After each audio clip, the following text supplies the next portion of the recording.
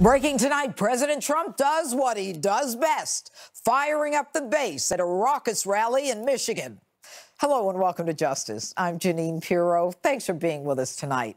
And a special thanks to all of you, once again, for making Justice #1 again last Saturday. You know, you saw it here live, the President of the United States ignoring his critics at the White House Correspondents' Dinner and instead taking his message directly to the people. Mark Steyn, Governor Mike Huckabee, and Michelle Malkin among my guests tonight. Plus, my opening statement is straight ahead. But first, a few highlights from the President's big night in Michigan. We need to elect more Republicans so we can protect our cities, defend our borders, grow our economy, and continue to make America great again. The Democrats don't care about our military. They don't. They don't care, and they don't care about our borders. And I don't think they care much about crime, because if you look at it, MS-13, they pour through, everybody pours through, and they want it. They want it. And by the way, we are getting rid of MS-13 in record numbers, okay? Record numbers. How about this guy Comey?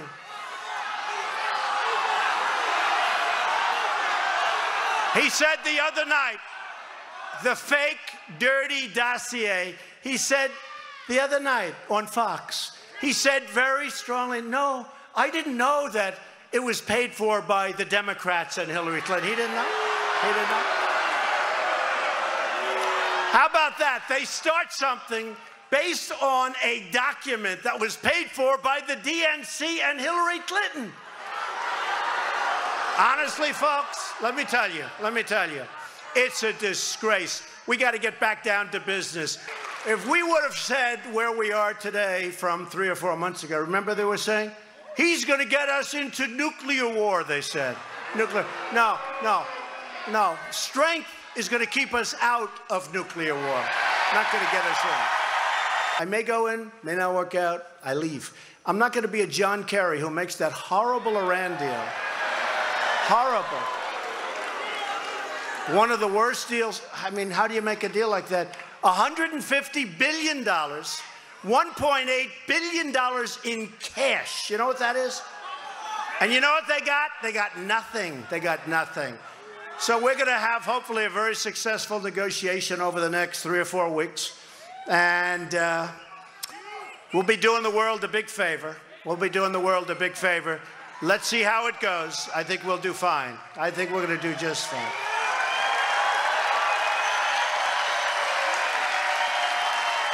I had one of the fake news groups this morning.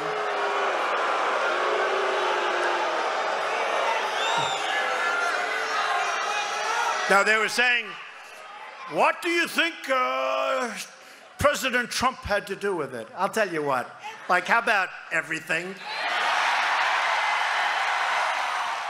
Much more from President Trump's rally throughout this hour with all of my guests. But first, my opening statement. He's a liar, he's a leaker, and he's a leftist liberal.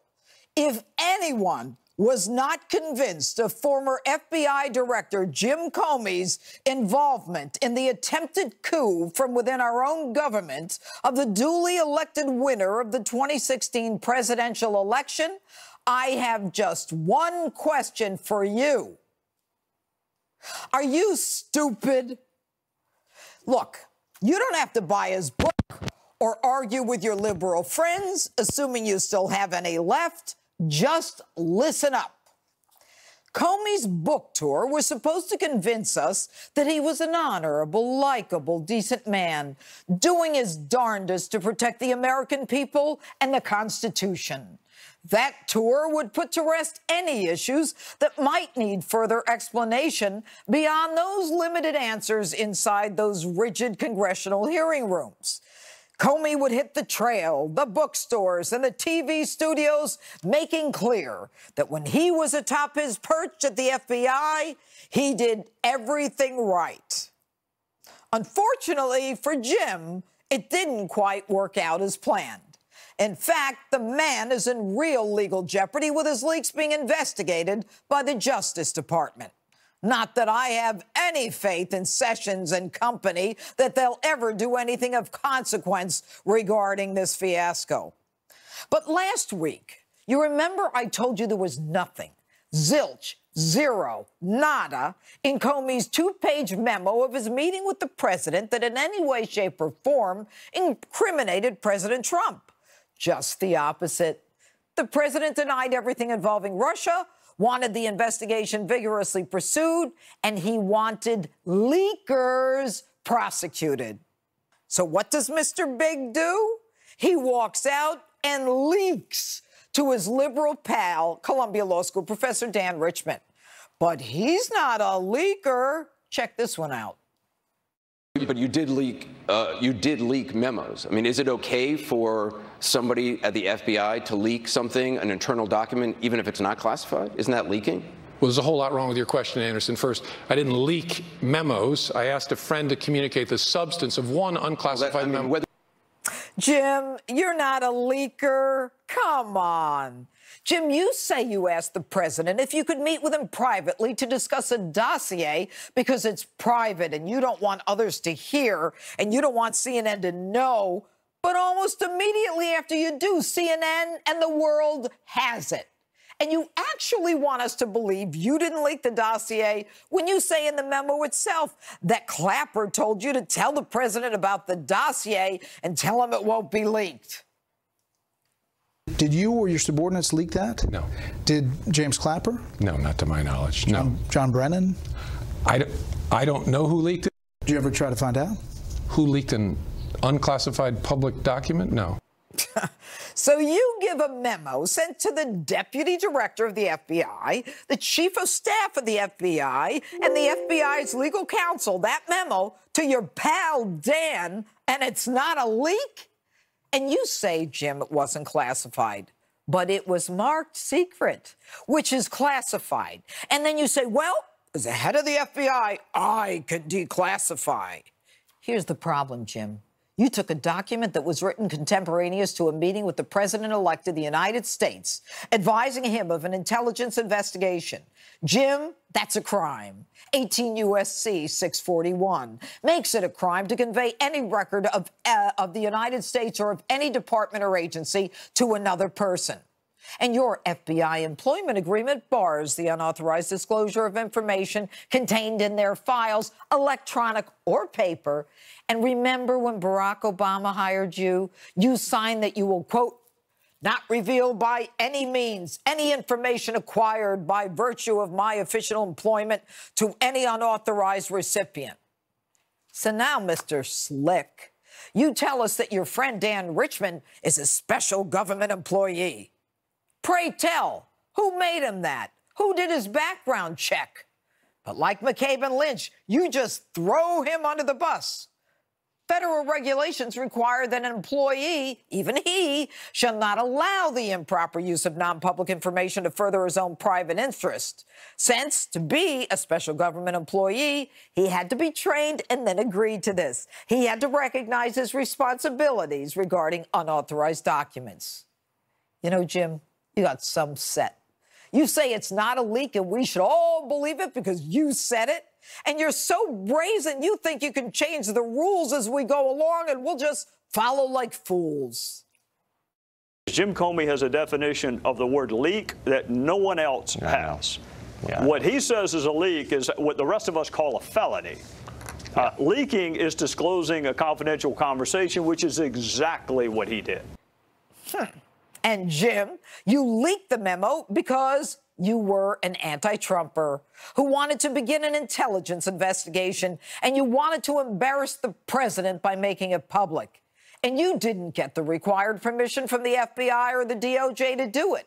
And Jim, you and I both know that since it was part of an investigation, it becomes a 302, which memos cannot be released. You know, Jim, my favorite part is when you say you woke up in the middle of the night and you realize that this memo would be sufficient to get a special counsel assigned. And you say it really was a personal diary. as if anyone at the FBI routinely, if ever, sends his or her diary, as you did, to the deputy director of the FBI, the chief of staff, and the FBI's legal counsel. And Jim, you say the guy you admire most in government is good old James Clapper, the guy who doesn't leak or surveil us wittingly. He's another liar and a leaker who, like you, hates Donald Trump. This bozo, like you, flatly denied leaking the dossier. He even released a statement to the public that he assured the incoming president that neither he nor anyone in the intel community was responsible for the leak, and he expressed his profound dismay at such and described the corrosive effects that leaks have on our national security. Meanwhile, this weasel told you to tell the president about the dossier at the same time that he appears before a congressional committee flatly denying he leaked the dossier to the committee. And he has the chutzpah to criticize Donald Trump, saying the intel community was under assault by the president. But lo and behold, according to the House Intel Committee, he later had to admit he told Jake Tapper, CNN, other journalists about the dossier himself before Trump's inauguration, and now he's on CNN's payroll. And tonight, isn't this sweet? As we speak, Jake Tapper and Clapper are getting an award at the White House Correspondents' Dinner for the report about the dossier, which Clapper lied to Congress about and said he never leaked, but which we now know he leaked to CNN, for which everybody's getting an award. Jim, you're part of an anti-Trump conspiracy, violating the fundamental rules of your own agency.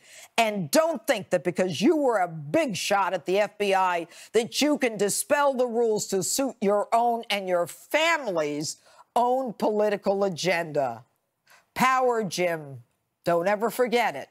Power is rented. And you, my friend, have been evicted. And that's my open. Tell me what you think on my Facebook page, Twitter, and Instagram, #JudgeJeanine. And joining me now with reaction to my opening statement, as well as reaction to the president's massive rally in Michigan, the one, the only conservative commentator, Mark Steyn. All right, good evening, Mark. Hey, good to see you, Janine. That was a cracking open and helps explain exactly why you're number one every weekend. That was terrific stuff. Thank you, Mark. You know, I think the thing that is so frustrating to me as someone who was in law enforcement for over 3 decades is that, you know, we live in a world of television where the answers are a few seconds long and then you have to move to the next question. I just want my viewers to understand this is such hogwash and it's so frustrating. And my worry, and maybe it's yours, is that there will be no consequences. What do you think? Oh, I think there will be consequences. You know, whatever it was a week ago, the deputy attorney general, Rosenstein, told President Trump, "You're not a target of the investigation." If I'd been the president, I'd have replied to him, "No, you got that right. You guys are. It's actually the Department of Justice and the FBI and a tight little coterie, including other key figures in the intelligence agencies like Clapper and Brennan, who are at issue here. And they are all in severe legal peril. And Comey in particular has a credibility issue. He organizes a meeting with the president-elect for the purpose of telling him a lot of hooey about hookers in Moscow. And then he claims to Bret Baier that he had no idea about the provenance of this dossier. He doesn't know who paid for it or anything like that. He's the head of the most lavishly funded investigative agency on the planet, but he knows nothing. He's a Boy Scout. He hasn't a clue about any of it. And you know, Mark, you know as well as I do, if he was on the witness stand in a court room before you, what a jury would make of that guy's credibility. And, you know, to say he didn't know who paid for it when he basically affirmed it 4 times every time it went to the FISA court. And he says he didn't know from whence it came. And he won't admit, as his deputy did, that it was the main piece of the application of the FISA, the main piece of the request for the FISA warrant. He says it was part of a mosaic. You know, I felt like I was in La La Land. But listen, I want to talk now for a moment about the president. And there's a sound I want you to hear. Take a listen. You watch Comey, and you watch the way he lies. And then he's got the memos. I wonder when he wrote the memos, right? Then he's got the memos. Do you remember John Lovitz? Do you remember? The liar. Well, Comey's worse. Comey's a liar and a leaker. A liar and a leaker. You remember John Lovitz, the guy from Saturday Night Live? And it was called, I think, The Liar. Right, that's right. That's right. It's a terrific segment. You know, this is the president in his element, though, and this is why tone is important, and this is what a lot of Trump critics, both on the left and right, Republicans and Democrats, miss, is that the base has been longing for years about somebody who punches back. George W. Bush, in the early part of this century, took the high road. Democrats trashed him. You had Democratic senators comparing what he was doing in Iraq to the behavior of Nazis. And George W. Bush took the high road and said nothing. And the Republican base has wanted for years a spokesman who smashes back. And that's important. And for that very reason, the base will stick with him, because he doesn't play on the left's terms. Well, you know, Mark, very well said. Mark Steyn, thanks so much for being with us tonight. Hey, always a pleasure, Judge. All right. And more from the president's rally ahead with Governor Mike Huckabee and Joe Concha. And next, CRTV host Michelle Malkin on that Trump rally, James Comey, and more. Stay with us as justice rolls on. We got to go out, and we got to fight like hell, and we got to win the House, and we got to win the Senate. And I think we're going to do great in the Senate, and I think we're going to do great in the House, because the economy is so good. The economy is so good. Wow. Talk about firing up the base. President Trump wrapping up a major rally speech a short time ago in Michigan, a state that was key to his presidential victory. CRTV host Michelle Malkin joins me live here in New York. It's good to have you here, Michelle. Thanks for having me, Judge. Your reaction to the president tonight? I thought this was fantastic. It was brilliant staging. You've got the president in Washington Township, Michigan, a state that had been lost by Republicans for so many years. He smashed all the records. More people cast their votes for President Trump in that election in 2016 than any other presidential candidate in history. And there you have him talking directly to the people, talking directly about what they care about, not what the poobahs in the Fourth Estate, who are now all patting each other on the back in their narcissism fest, the annual White House correspondents that are getting awards for propagating more propaganda and fake news. Well, yet if you're my open, Clapper lies to Congress. He leaks the dossier to Tapper. Now they're all getting an award for it and slapping each other on the back. Well, Clapper, Tapper, in the crapper. Well said, Michelle. You are quick. Let's talk about James Comey just for a second. You were right. Absolutely, and you're open. Comey is a liar, a leaker, and a left-wing weasel. Not just a weasel, a crap weasel. Comey is a liar. Clapper is a liar. Brennan is a liar. This is a triumvirate of treachery. They've been completely exposed. They're going to keep spinning. They're going to keep digging in their heels and doubling down on that hole. And what more do they need? The House Intel Committee came out with a conclusion that we all know was more confirmation than revelation. There is no collusion other than the collusion between this revolving door between the deep state and the liberal media that puts these people on as pundits after they leak all of this information. It is amazing. It really is. But I want you to take a listen to some sound that we have about the border, the president talking about the border. The open border policies of the Democratic Party are not just wrong, they're dangerous, and they're, in fact, deadly. They're deadly. They make no sense. They're deadly. Their policies let gangs, some of the most vicious gangs in the world, pour into our country. They pour into our country. Do you know on Long Island, You have gang members that are so tough that we send in these incredible ICE agents. But you know what? The ICE agents are much tougher. You know, he's obviously referring to MS-13 and all of the very violent crime that we've been witness to. I mean, what does the president have to do? You know, right now he is not able to build the wall, although he says he's building the wall. He got $1.6 billion, but he needs a lot more than that.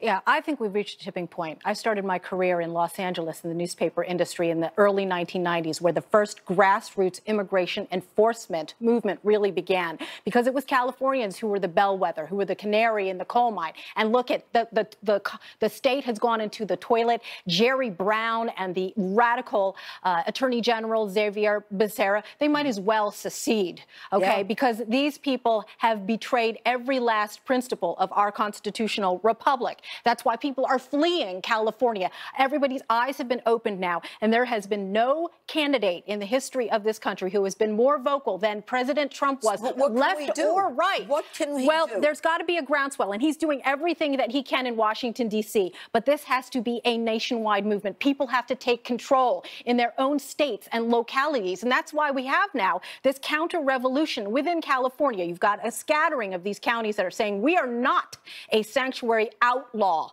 state, and they're trying to reclaim it. We need to have people who believe the same things that President Trump believes elected in local and state offices. I think we may be seeing more of that. Michelle Malkin, thanks so much for being with us. Good to have you here in New York. So, did the president hit the mark tonight? Governor Mike Huckabee's take still ahead. And next, two people who likely won't agree on the president's performance on stage in Michigan. Fox News contributors Sarah Carter and radio talk show host Chris Hahn. The panel that does battle best. Next. The suspect in the brutal murder of a sheriff's office corporal in Maine was captured today after an intense 4-day manhunt. John Williams was arrested near a small remote camp in Norridge Walk. Authorities say they used the handcuffs of Corporal Eugene Cole to arrest Williams. After the murder, Williams allegedly stole Cole's cruiser and robbed a convenience store. The 62-year-old Cole was a 13-year veteran of the department. And an Arizona police officer was gunned down Friday as he tried to pull over an armed carjacker. Authorities say the suspect jumped out of the car and started firing his weapon. Jesus Cordova was the first officer fatality in 129 years in Nogales, Arizona. The 44-year-old Cordova leaves behind a wife who is 5 months pregnant and 3 other children. The suspect was arrested. I'm Marianne Rafferty. Now back to Justice with Judge Janine. Comey's worse. Comey's a liar and a leaker. You know, I did you a great favor when I fired this guy. I tell you, I did you a great favor. Because when you look at what was going on at the top of the FBI, it is a disgrace, and everybody in this room understands it. The lovers, the 2 lovers, right? Lisa and Strzok. Lisa and Peter, the 2 lovers, what they said, what was going on. Look at how many of those top officials were fired or removed, and they should be out of here. Welcome back to Justice. President Trump firing up the crowd in Michigan and firing up my panel for tonight. So let's get right to it. Fox News contributor Sarah Carter, former aide to Chuck Schumer, radio show host Chris Hahn. All right, Chris, you have to admit the president is right. Comey's gone. McCabe is gone. Rybicki is gone. The Baker is gone. Strzok and Page are only still there because they're cooperating, according to a well-placed source that Sarah Carter has. So doesn't it sound to you like it's a bit of a dirty upper echelon in the FBI?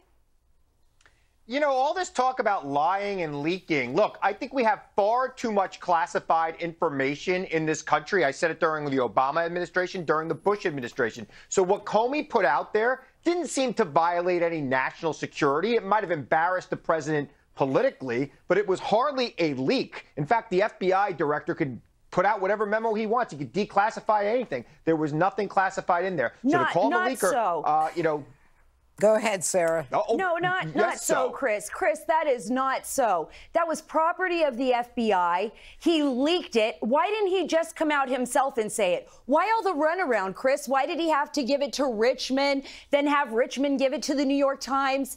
He leaked it, and he knows he leaked it, and he knows he violated the law, and now he knows he's going to have to pay for it. And let me tell you something else. It would only be a violation of the law if there was something classified in that memo. You're wrong, Chris. He's very wrong. What was classified in that memo? It doesn't have to be classified to be illegal to remove something that is FBI material. Every piece of paper Sarah, in the FBI that is not classified. Look, Chris, he could have talked about it all he wanted with Congress. He chose not to. He could have talked about it in his book about his conversations. He did not need to leak those memos. And we don't know a lot about Richmond. We don't know what his role was at the FBI. And believe me, if he was a special government employee of the FBI, he was under the FBI. He was not Comey's personal little puppet to leak everything he wanted to as well to him. And another point, and I want to bring this up, Judge, because this is very important. He lied about that dossier and about knowing who paid for it or he was just inept because he signed the FISA warrant. He signed one of the FISA warrants on Carter Page, and we know that the dossier was the bulk of some of those FISA warrants, all of them actually. Who paid for it? How come, Sarah, we never talk about the Washington Free Beacon and Republican candidates paying for the dossier originally? We never talked about that part of it. Chris, stop. Wait a minute, Sarah. Sarah, wait. Chris, stop trying to change the topic. The issue is whether or not Jim Comey leaked. And whether it's classified or unclassified is not the issue. If you listen to my open, it is a violation of the Federal Records Act. Absolutely. And the reason that people have to get approval from a court to get a 302. This guy isn't God. He can't change the rules as he goes along because he wants to sell a book. I would love to see a prosecutor bring that case. I doubt anything would speaking come of that, let's take a listen to the president. Listen. If our Justice Department was doing the right thing, they'd be a lot tougher right now on those people because there's tremendous crime and corruption on the other side. All right. So is the Justice Department going to do anything? Sarah. I believe, yes, Judge Janine, I do believe they will. They are right now. Remember, this has started since last year, in the fall of last year, when Attorney General Jeff Sessions put John Huber in charge of this. They are collecting information. I've heard they've impaneled a grand jury. They're going to be looking at Clapper and the leaks. This is about weaponizing the intelligence community. This is about disinformation on the White House, on the administration, on a sitting president of the United States of America. Yeah. These are people that are willing to spread lies and disinformation based on a salacious dossier that they have never proved anything in that dossier. Go ahead, Chris. Chris, go ahead. Well, Cohen was probably in Prague, and that was one of the things they were hanging their hat on. So let's see what happens with that. Stay with the issue. But the president, hold on, Sarah. Okay. The president of the United States should not be calling for anybody to be prosecuted. That is completely inappropriate. That's within this. Is it appropriate? It's inappropriate for Brennan, for Clapper, for Comey to go out there and spread lies and disinformation. In fact, they are aiding and abetting the Russians in the Russians' disinformation campaign. Proven to be a lie here. In fact, Comey talked about his own conversations and his impression from there. And in fact, those memos basically back up what he said to Congress and back up what he wrote in his book. Now, I am no fan of Jim Comey. You know that. I think he gave Trump the election, and I think he's intervened in politics far too much for an FBI director. But that memo doesn't seem to disprove or call him a liar.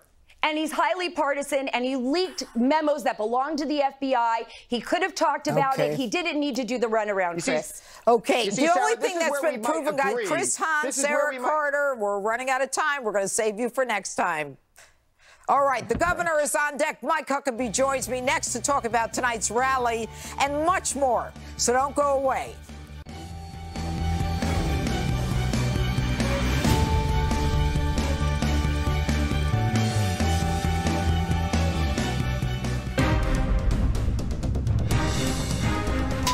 I think we deliver real, honest, strong opinion day after day, night after night on Fox, and the viewers expect that.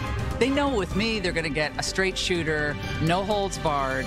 I'm not going to cut people slack, but I'll also be fair. It's a place where we have real debate, and we really respect the traditions that made this country great. Sources. They never say who the source is. They don't have sources. The sources don't exist in many cases. They don't have sources, and the sources in many cases don't exist. These are very dishonest people, many of them. They are very, very dishonest people. President Trump not holding back tonight on any topic, giving a rip-roaring speech at a rally in Michigan. Here with reaction, former Arkansas governor and Fox News contributor. Now, I have to tell you, Governor Mike Huckabee, I thought it was interesting, that last sound that we just heard. He said these people, these people are not fair people. They're very, they give you fake news. He went on his rip for a while. Now, tonight, ironically, is the White House Correspondents' Dinner, where the media gets together and they slap each other on the back. What say you about that? You know, it's a room full of people who are hugging themselves so tightly it's a miracle they can breathe. It's got to be one of the most phony things that ever happened. There's more authenticity at a wax museum than there is at one of these dinners. I hate these things because it's just such a self-congratulatory orgy of emotion, of feeling like we are the world. And what I think the president did by going to Washington, Michigan tonight was to say, you guys in the press corps, you're not my people. These are my people. And it was a beautiful juxtaposition of why Donald Trump is president and why his approval ratings are actually climbing. And I know that's driving some of the people in that dinner absolutely nuts. You know, I love when the president talked about it. He said, you know, they said there was going to be a nuclear holocaust, there was going to be nuclear war, and yet there he is. And, you know, and the audience got it. But, you know, I'd like to talk to you about Maxine Waters. All right, so the president talks about Maxine. I don't know if we have that sound. Okay, let's hit it. If you listen to Maxine Waters,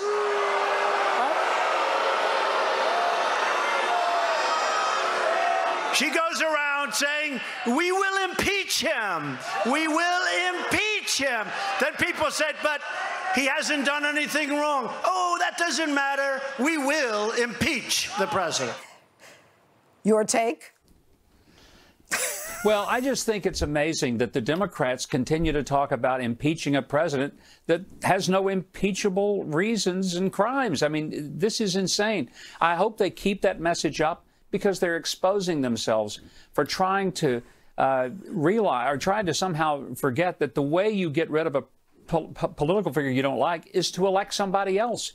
You don't weaponize everything that a person does. And that's what they're trying to do. And it makes them look utterly foolish when they do it. Well, you know what's interesting, though, that, you know, the more they talk like this, I mean, you know, the crazier they sound, honestly. I mean, especially when the Intel Committee from the House came out and said there's absolutely there's no Russian collusion. And Adam Schiff is still, you know, he's got his tinfoil hat on. He's waiting for the Russians to communicate with him and tell him for sure the president was colluding. But, you know, you have to look at this president and say the guy works 24/7. He works nonstop. He's doing all this stuff that he talked about tonight, and they're still talking about impeaching him. You wonder, where does he get the get up and go to get up and go? You know, it's one thing, though, for Maxine Waters to say this, but earlier today, I was listening to some commentator, a Democrat operative, and a person was interviewing her on one of the other networks. And here's what I found interesting. They kept saying, there's a good chance Donald Trump won't even be in office a year from now. And when called out about it, they continue to try to defend these ridiculous statements. Now, that's maybe wishful thinking on their part, but it's dangerous thinking to try to put in the heads of the American people that this is a president that won't fulfill his entire term and probably a second one. And that's what concerns me. You know, in all the years that Obama was president, I didn't agree with a lot of his policies, but I never thought that the way that President Obama should end his term is somehow to have a bunch of lies told about him so that then we would just get rid of him, not because he was unelected or had done a crime, but because we just didn't like it. That's just not the way the system works. That's what you do in banana republics. It's not what you do in the United States of America. But, you know, Governor, sometimes when I look at the FBI and how they were acting in the intel community, you know, I think that there are some people out there who actually buy that lunacy, but hopefully that will all come to an end. And one quick question. Did you see the Grazie's committee? They let out that bill so that the president, out of judiciary, the president can't fire Mueller. What'd you think of that? Well, it's absurd. Of course he can fire Mueller. I don't think he should because it would be politically disastrous. Yeah, but why would a Republican let that out of committee? Mueller works for the executive branch. Yep.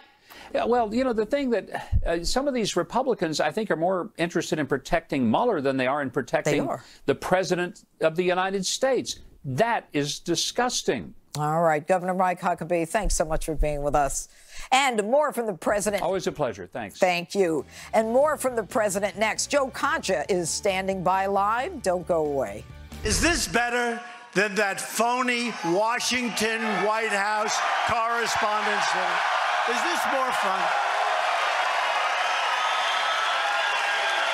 I could be up there tonight smiling like I love where they're hitting you shot after shot. These people, they hate your guts. Shot. And then I'm supposed to... And you know, you got to smile. And if you don't smile, they'll say, he was terrible, he couldn't take it. And if you do smile, they'll say, what was he smiling about? You know, there's no win. The president holds a rally in Michigan and opts to once again skip the White House Correspondents' Dinner.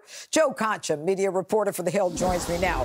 All right, Joe, the president, I mean, he's right. I mean, he sits there, he can laugh. He doesn't laugh, he's going to be criticized. But he said, look, I'd rather be with the people, as he is there in Michigan. Your take?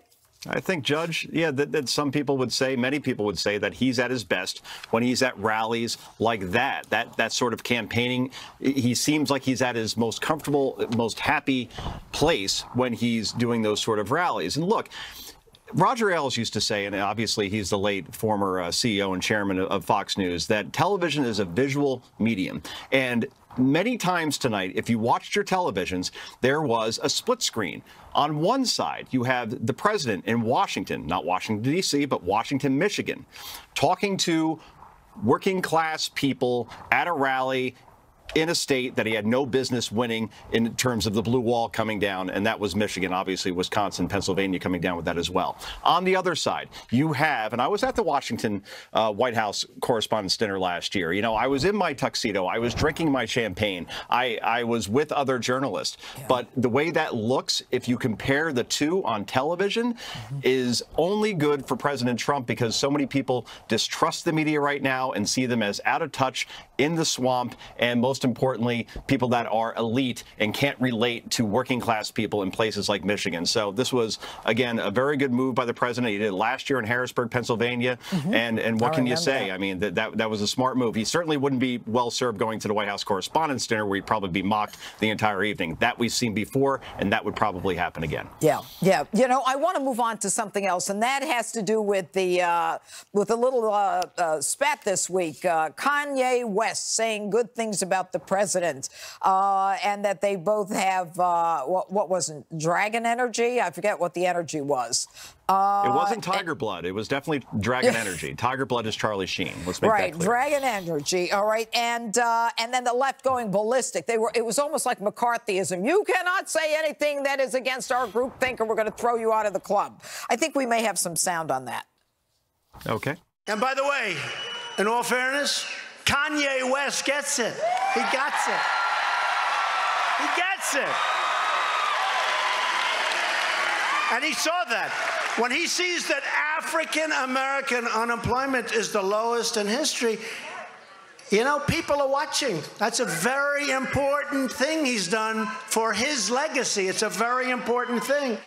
And you know what? No matter how they pushed back at Kanye, he didn't care. He doubled down. I hear he has a song today, Ye versus the People, is something where he doubles down. Well, good for him, because Kanye West was called crazy. People were actually questioning his mental health as a result of saying that he supported President Trump. Stephen Colbert did it. If that's the case, Judge, if everybody's crazy, if you support President Trump, that means, and I counted it up, 62,979,879 people who voted for him in 2016 are also crazy. And we've seen this argument used against the president himself on many occasions. And look, remember last year, over the summer, about this time, where the president was talking about Kim Jong-un and how there's going to be a fire and fury bestowed upon him like never before. And people said, that's crazy. You're going to start World War III. Well, where are we now? We have North Korea and South Korea talking at a summit just this week. Amazing. And that peninsula could be denuclearized as a result. So is he crazy or what? So, yeah, to criticize Kanye West, to your point, is absolutely ridiculous to say he's crazy when he's just simply being on principle. I know you got to go. Sorry about that. I got to go myself. Have a good Saturday. Joe Concha, love having you on. We'll be right back.